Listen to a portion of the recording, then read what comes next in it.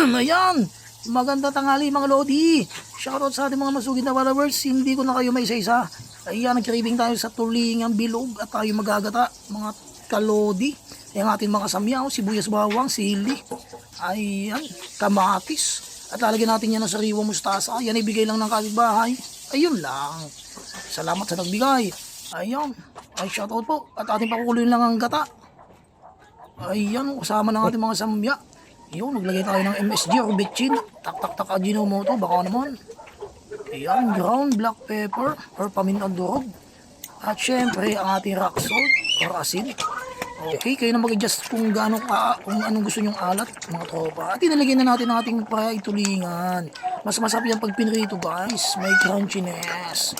Kung yung iba naman sinasayang lang yan, guys. Yan, shoutout sa mga tropa dyan ng Calapan City, dito sa Bansod. Pinamalayan Gloria.